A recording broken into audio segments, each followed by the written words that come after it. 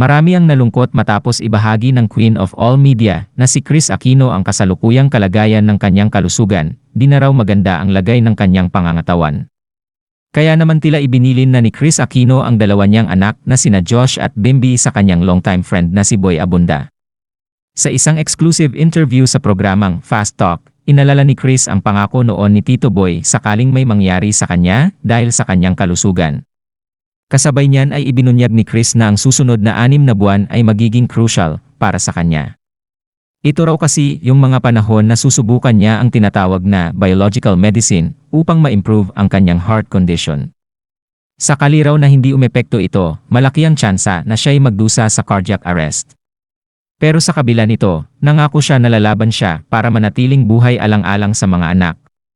Samantala lumulutang naman ngayon ang mga usap-usapan na di umano kaya di gumagaling si Kris at patuloy pang nadaragdagan ang mga sakit, ay ipinakulam daw ito ng isang tao na nasaktan ng kanilang pamilya. May lumabas pa na usapin na ina ng dating nakarelasyon ni Kris ang nagpakulam sa kanya dahil labis na nasaktan ito sa mga binitiwang masasakit na salita ng aktres sa kanyang anak.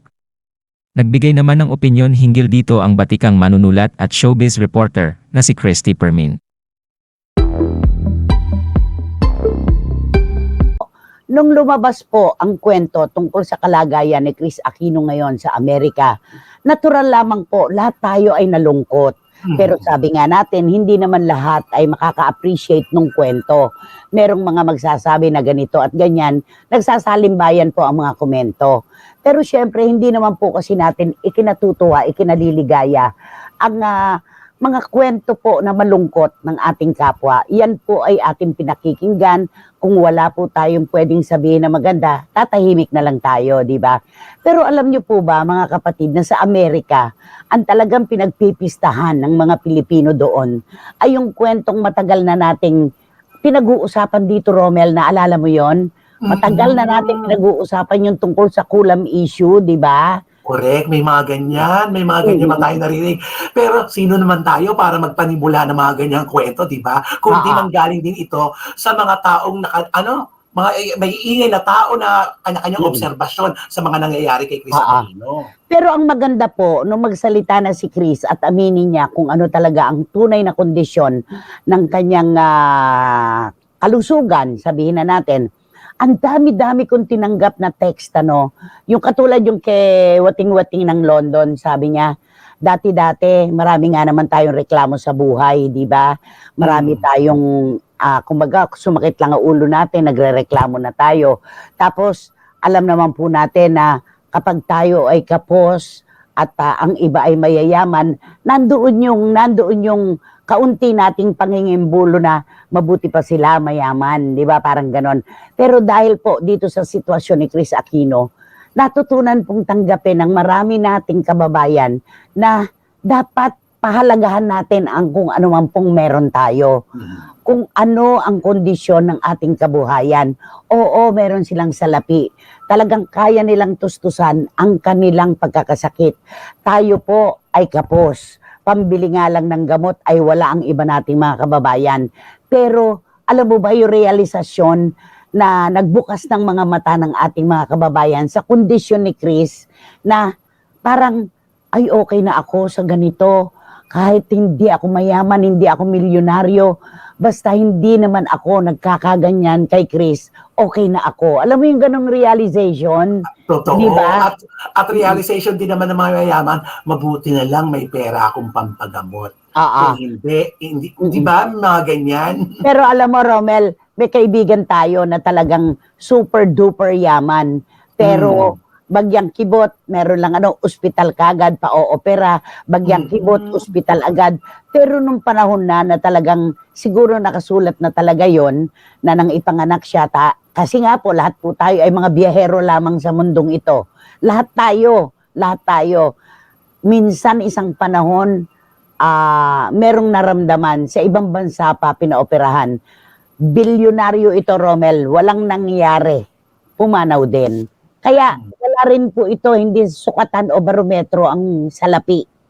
Lahat po tayo, kapag dumating na yung panahon na tinawag na tayo talaga at kailangan na po nating ibalik ang hiniram nating buhay sa Panginoon, wala na tayo talagang magagawa.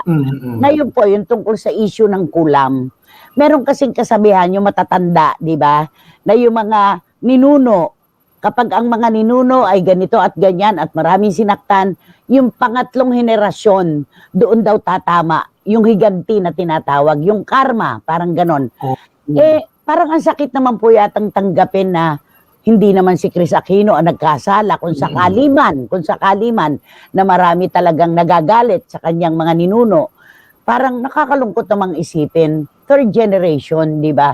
Kay Chris tumama. Basta ang mahalaga po, yung dasal, gumagawa po talaga ng milagro ang mga panalangin. Kaya kung kailangan ng dasal ni Chris Aquino ngayon, bakit po tayo magmamaramot? Di ba? Pwede naman nating ibigay. Yon. Kaya lang, yung issue po ng kulam, meron pang ang kwento na ang nagpakulam daw kay Chris ay ina ng isang nakarelasyon niya na nilait-lait niya.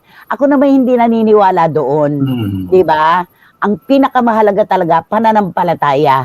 At saka yung realisasyon na kapag po tayo talaga ay dumating na dun sa pinakadulo ng ating journey, 'di ba? Paglalakbay, talagang doon tayo pupunta. Una-una lang po ang buhay, lahat tayo doon hahantong. Kaya lamang kung maaari naman na bahaginan po natin si Chris Aquino ng kaunting panahon o mahabang panahon para sa panalangin. Sabi nga niya, I want to live, I refuse to die.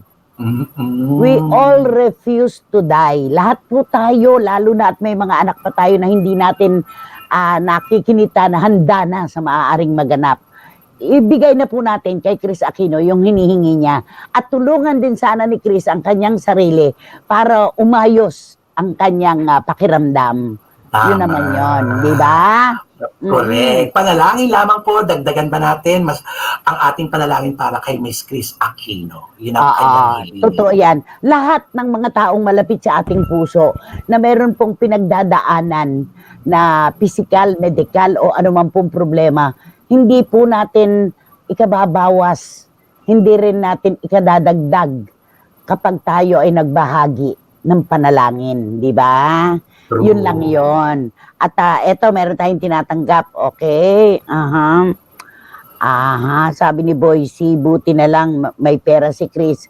Kung sa ordinaryong tao nangyari yan at tinamaan ng sakit na yan, baka matagal na tayong tegi. Sabi nila, kaya sa kanya ibinigay yon, sakit na yon kasi kaya niya at mayaman siya. Hindi naman siguro nataon lang siya ang tinamaan. At saka Boyce, kanikan niya tayo ng kapalaran talaga. Kanikan niya. At yung sinabi ni Obet Sapin kahapon na ang unang-unang dahilang nakikita nila kung bakit bumagsak ang katawan ni Chris Aquino ay yung hindi pagkakarenew ng kanyang kontrata sa ABS-CBN. May kasabihan kasi noon nung mapunta ulit sa mga Lopezes ang ABS-CBN, lahat ng mga talents ng ABS ay mawawala, bukod tanging si Chris Aquino lang ang maiiwan. Pero ang nangyari, siya ang unang nawala. Di ba? Marami ang naiwan. Yun, nakaano talaga yun talaga. Nakaapekto sa kanya. Oo. Nakalulungkot naman ang kulam issue at sana bigyan pa siya ng mahabang buhay ng ating Panginoon. Sabi ni Tita Nene Ulanday. At saka natutuwa ako doon sa realisasyon. Sabi nga ni Wating Wating, mas niyakap ko pa ang buhay ko ngayon. Mas inintindi ko pa ang sarili ko ngayon at ng mga mahal ko sa buhay. Ganun po ang natatanggap naming mga mensahe. Pinahahalagahan natin ngayon ang buhay na ibinibigay sa atin. Di ba? Correct. Ganun lang yon. At sabi ni Eddie Letada, kahit gaano karami ang pera ng isang tao, hindi nito kaya mailigtas ang buhay kapag oras na talaga. Maraming milyonaryo na hindi naligtas ng kanilang salapi. Totoo po yan. Nanay-try din sana ni Chris ang alternative medicine. Wala namang mawawala. Total ilang taon naman niyang ibinigay sa mga magagaling na doktor ang kanyang health. Kasi hindi lahat maipapaliwanag ng siyensya. Totoo to. Totoo ito. Napakatotoo nito. Ang espesyalisasyon ni Dr. Gupta, yung sakit niya eh. Di ba? Pero, ay nako, basta, ipanalangin po natin si Chris Aquino.